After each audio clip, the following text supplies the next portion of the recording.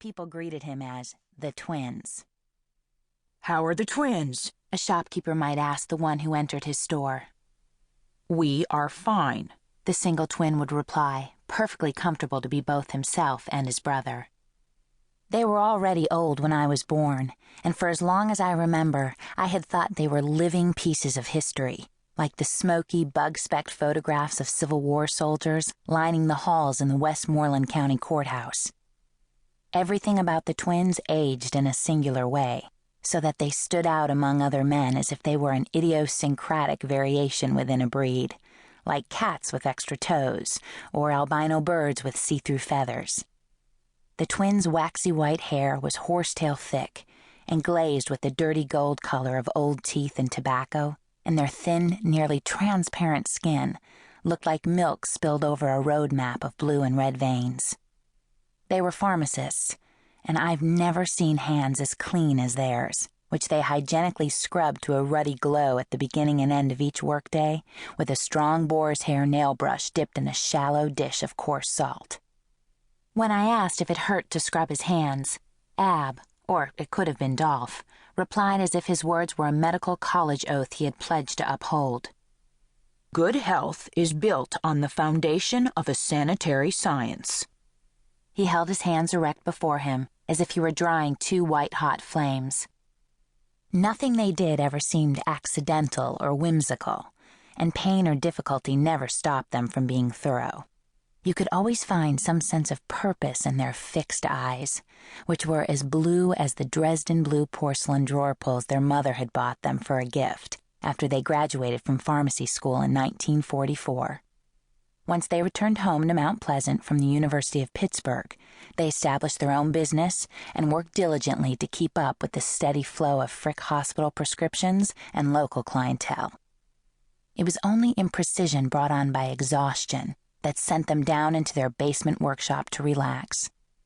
Like many men in fish and game towns, they practiced taxidermy as a hobby.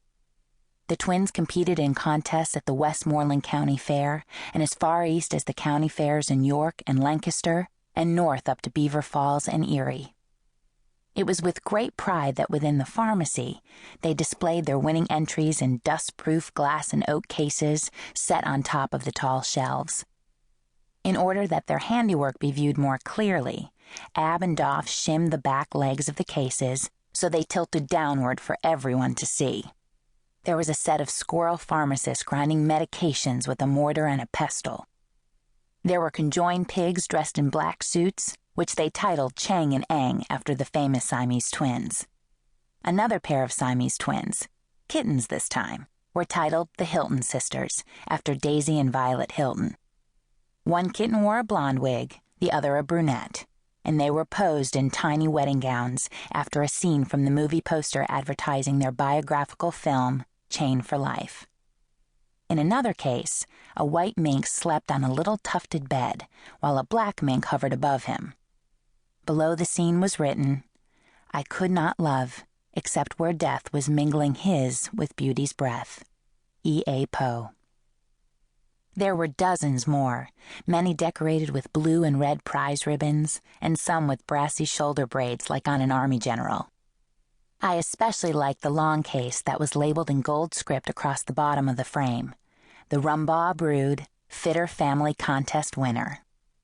In it was a father mink, a mother mink, and a dozen mink children in descending stair-step order, with all of them standing straight up in healthy muscle man poses, except for the mother. She was cradling twin mink babies in her arms. Beneath each mink was a name, but I always skipped over them and read just the twins' names. Adolf and Abner, perfect twins, because it made me smile warmly to think of them as cute little minks. Across the top of the frame was printed, Eugenic Health Exhibit, Westmoreland County Fair, 1921. Hanging from the corner was a gold medal kept in full shine with the image of parents reaching for a plump, smiling child, who in turn was reaching for them. Circling the family were the words, "Yea, I have a goodly heritage." The twins' father, Peter Rumbaugh, who was a mink farmer and taxidermist, had made the display for the Westmoreland chapter of the Eugenics Research Association after the Rumbaugh family was awarded the Fitter Family Medal. He practiced taxidermy on minks from his mink farm, and the twins, before he signed them over for adoption to the Eugenics Research Association, must have watched him. He even made them baby toys of stuffed animals on wheels, also on display. Little minks and squirrels and chickens with metal loops through their noses and beaks, to which leather pull cords were attached. Many years later, he sent the twins the pull toys and family mink exhibit in an attempt to reconcile their ruined relationship, which I will explain later. But no gesture could assuage their feeling that he had betrayed them. Besides, their mother, Mrs. Rumbaugh, with whom the twins lived, steadfastly forbade the mention of his name. As a child, I stood on a step-stool for hours and studied the various displays and creatures, admiring their fixed postures and expressions, the meticulously painted backgrounds, and especially their tiny clothes, which the twins had sewn with the help of their mother. She was good with her hands and made extra money by braiding elaborate mourning jewelry from the long hairs of the dead. Despite their peculiar activities, the twins always presented themselves very earnestly to the world. They wore identical black boiled wool three-piece suits, each with a collarless white shirt, which was fastened at the top with a single copper stud the size of a tack head. They wore the same shirts all week, so that circles of green oxidation edged the white buttonholes where the studs pressed, just below their Adam's apples. On Sundays, they wore the same suits, with freshly laundered and starched collared shirts and black ribbon bow ties. They were thin-necked. Pencil-necked, my mother called them. But because of their age, both had identical wattles of ruddy chicken skin gathered over the collars of their shirts. When they spoke, they pecked at the air as if the words were grains of corn, and their wattles flopped about like deflated balloons. For some inexplicable reason, unknown to me when I was young, I was born deeply in love with the twins.